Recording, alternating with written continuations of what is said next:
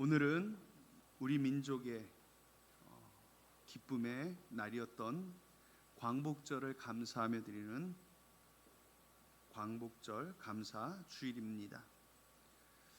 우리 민족이 일제의 압제에서 해방된 것을 기념하는 날입니다. 해마다 8월이 되면 우리는 태극기를 바라보며 지난 역사를 떠올립니다. 그러나 오늘 우리는 이 광복절을 단순한 국경일이 아니라 우리의 신앙의 눈으로 바라보고 신앙의 기념일로 삼아야 합니다. 오늘 본문 예레미야가 3장 19절에서 28절 말씀은 예루살렘이 바벨론에 의해서 무너지고 성전이 불타고 백성들이 포로로 끌려가는 그 극심한 상황 가운데서 예레미야 선지자가 부른 슬픈 노래입니다.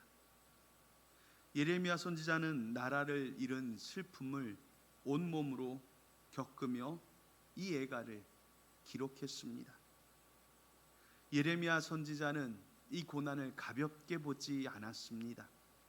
19절에서 나의 고초와 나의 재난 곧 쑥과 담즙을 기억하소서라고 부르짖습니다. 20절에서는 내 심령이 그것을 기억하고 낙심이 된다고 말씀합니다. 그런데 놀랍게도 21절에서부터는 전혀 다른 고백이 이어집니다. 이것을 내가 내 마음에 담아두었더니 그것이 바로 내 소망을 가지고 있는 이유가 되었다라고 고백합니다. 여호와의 인자와 긍휼이 무궁하심으로 우리가 진멸되지 아니하였다는 것입니다. 절망의 한복판에서 소망을 노래하는 이 역설이야말로 성경이 우리에게 보여주는 참 믿음의 모습입니다. 우리 민족의 역사도 이와 크게 다르지 않았습니다. 나라를 빼앗기고 언어를 빼앗기고 이름조차 빼앗겼습니다. 그러나 그 고난 가운데서도 하나님을 붙들었던 믿음의 선배들이 있었기에 오늘 우리가 이 자리에 있을 수 있었던 것입니다. 오늘 우리는 이 말씀을 붙들고 우리 민족의 지난 역사와 오늘의 현실 그리고 앞으로의 소망으로 이 세 가지를 나누어 함께 은혜를 나누고자 합니다. 첫째로 우리의 지난 고난을 반드시 기억해야 합니다. 예레미야는 자기 백성에게 그들이 당한 고난을 잊지 말라고 말하였습니다.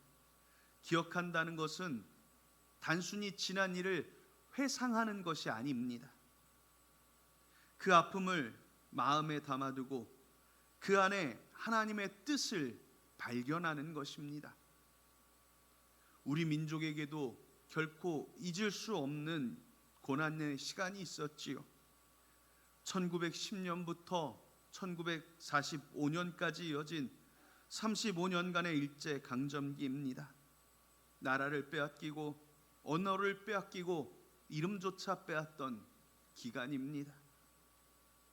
학교에서는 우리말 대신에 일본어를 배웠어야 했고 창씨 계명이라는 이름으로 조상 대대로 물려받은 성씨마저 바꾸어야 했습니다. 우리 민족은 정치적으로, 경제적으로, 문화적으로 씻을 수 없는 아픔을 겪었습니다.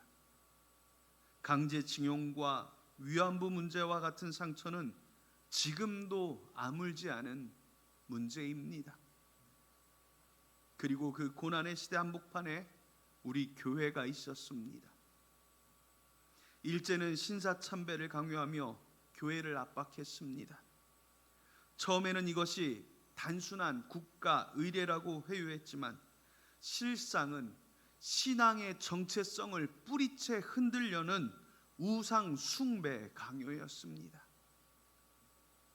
수많은 목회자와 성도들이 신앙의 절개를 지키기 위해 투옥되었고 순교했습니다. 신사참배를 거부한다는 이유만으로 교회는 문을 닫아야 했고 그리스도인들은 감옥으로 끌려갔습니다. 어떤 교단은 총회 차원에서 신사참배를 결의하는 아픔을 겪기도 했습니다. 이것은 우리 교회 역사에 있어서 가장 뼈아픈 시련의 시기였습니다. 평양 산정원 교회를 섬기던 주기철 목사님을 잘 아실 것입니다. 주기철 목사님은 일사각오란 말로 유명하지요. 한 번 죽는 것을 각오하고 신앙의 절개를 지키겠다는 뜻입니다. 일제는 신사참배를 하지 않으면 교회 문을 닫고 목회자를 처벌하겠다고 협박했지만 주기철 목사님은 끝까지 거부하셨습니다. 목사님은 강단에서 성도들에게 이렇게 외쳤습니다. 우리가 오늘 신앙의 절개를 지키다가 죽는다 해도 그것은 결코 헛된 죽음이 아니라 부활의 소망을 향한 걸음이라고 말했습니다. 결국 주기철 목사님은 여러 차례 투옥되었고 혹독한 고문을 당합니다. 손톱 밑에 대나무를 박는 고문과 잠을 재우지 않는 고문 속에서도 신앙을 굽히지 않았습니다. 평양 형무소에서 마지막 숨을 거두기까지 주기철 목사님은 신앙의 지조를 지켰습니다. 목사님이 남긴 오종목의 나의 기원이라는 기도문에는 죽음의 권세를 이기게 하여 주시옵소서라는 간구가 담겨 있습니다. 그리고 그 기도대로 옥중에서 순교의 자리까지 나아갔습니다. 이것은 단순한 개인의 간증이 아닙니다. 그 시대 수많은 이름 없는 그리스도인들이 걸었던 고난의 길이었습니다. 이기풍 목사님, 손양원 목사님을 비롯한 많은 믿음의 선배들이 옥고를 치르며 신앙을 지켰습니다. 이름도 남기지 못한 채 감옥에서 세상을 떠난 성도들이 부지기수였습니다. 이 고난을 우리가 결코 잊어서는 안 될 것입니다. 그것은 우리 신앙의 뿌리이자 우리 민족의 아픈 역사이기 때문입니다. 또한 우리는 그 시절 나라를 위해 기도하며 독립을 위해 헌신했던 우리 조상들과 그리스도인들의 수고를 기억해야 할 것입니다. 그들은 총과 칼로만 싸운 것이 아니라 무릎으로 싸웠습니다. 새벽마다 골방에서 나라의 회복을 위해 눈물로 기도했습니다. 3.1운동 당시 민족대표 33인 가운데 16명이 그리스도인이었다는 사실은 우리에게 큰 울림을 줍니다. 인구 비례로 볼 때 당시 기독교인은 전체 인구의 얼마 되지 않았습니다.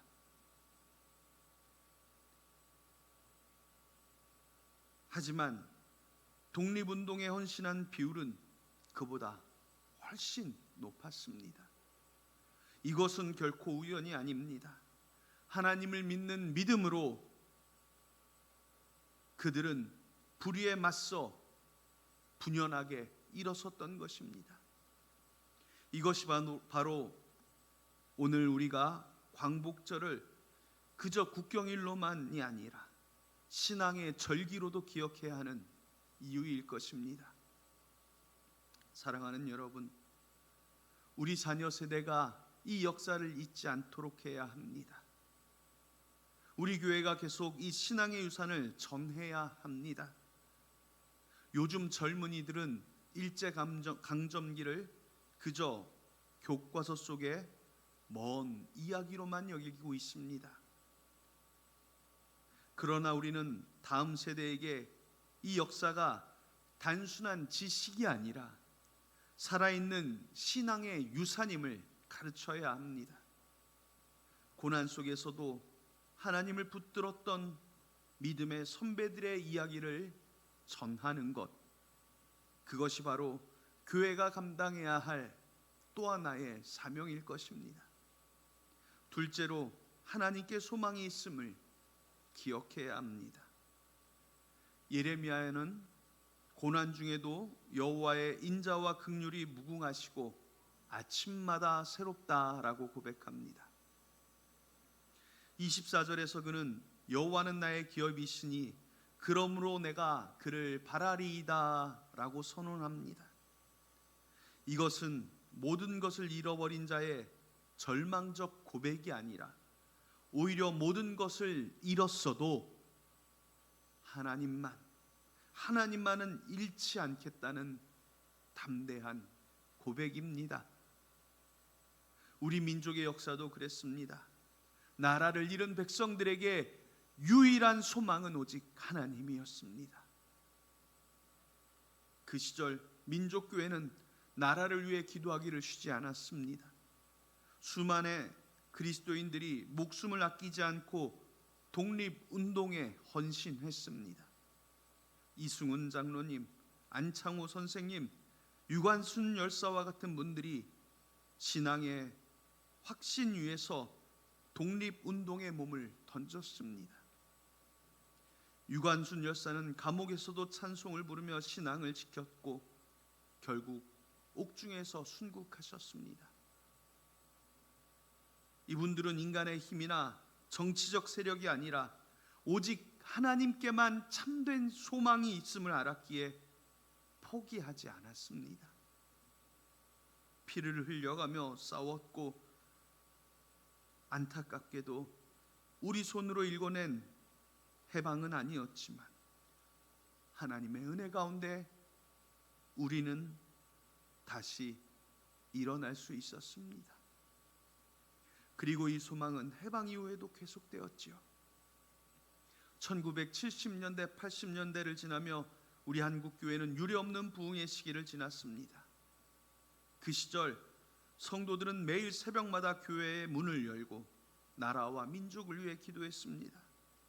삼각산, 오산리, 갈멜산 기도원, 전국의 수많은 기도원마다 밤새워 부르짖는 성도들의 기도 소리가 끊이지 않았습니다. 겨울철 매서운 추위에도 성도들은 산기도를 위해 새벽부터 산을 올랐고 논바닥에 무릎을 꿇고 조국의 부흥을 위해 통곡하며 기도했습니다.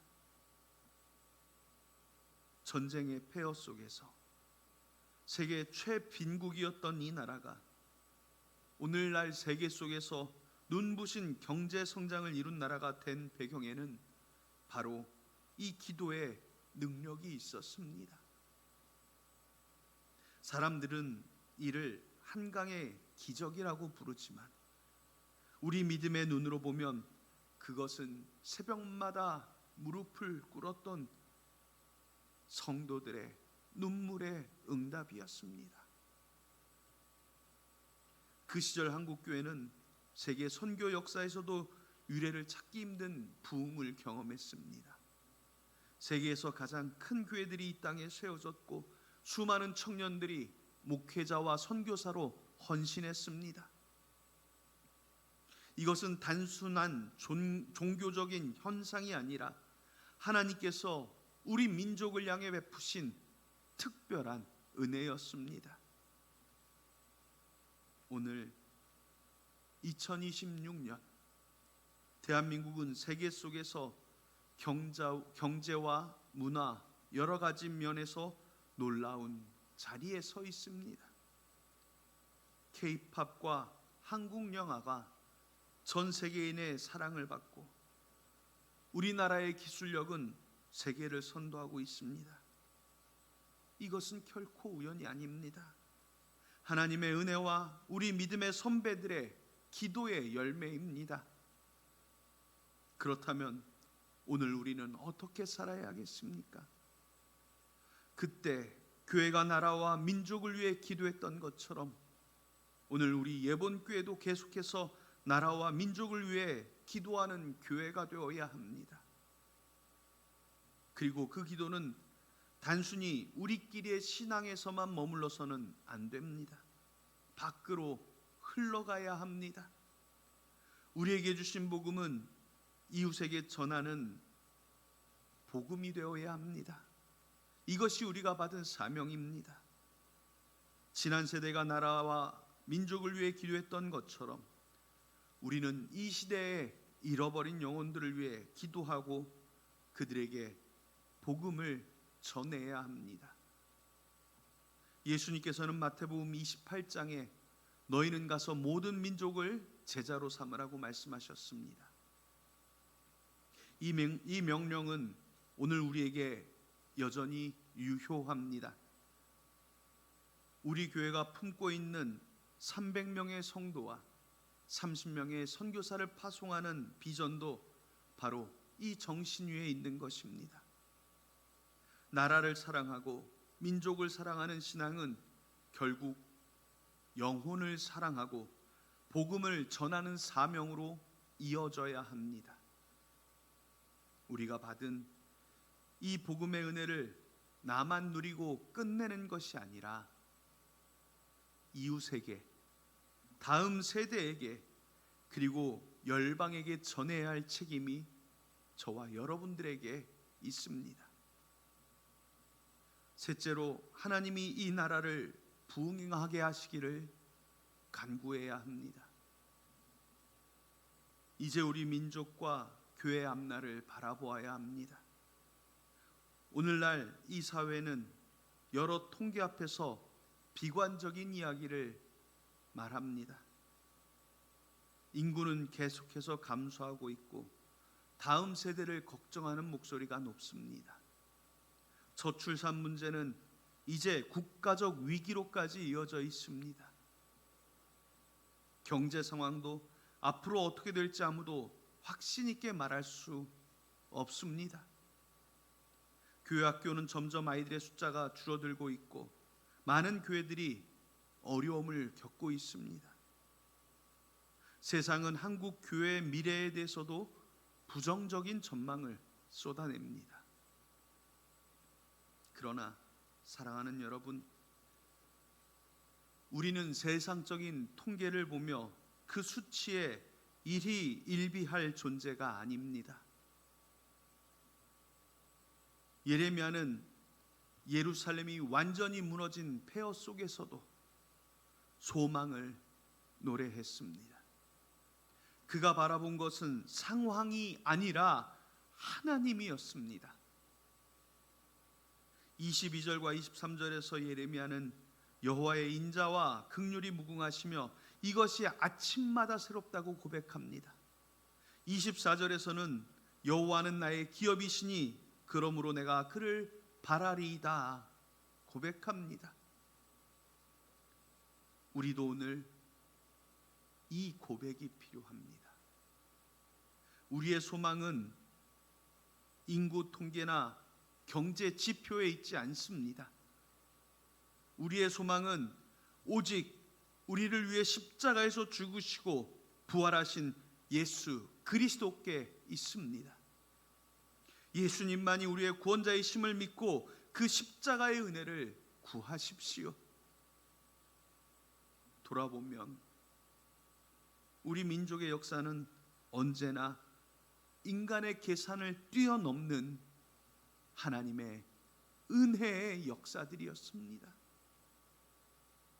35년의 압제 속에서 인간적으로는 결코 회복될 수 없을 것 같았던 이 나라가 해방을 맞이했습니다. 한국전쟁의 폐허 속에서 아무런 희망도 보이지 않던 이 땅이 오늘날 세계 10대 경제 강국으로 성장했습니다.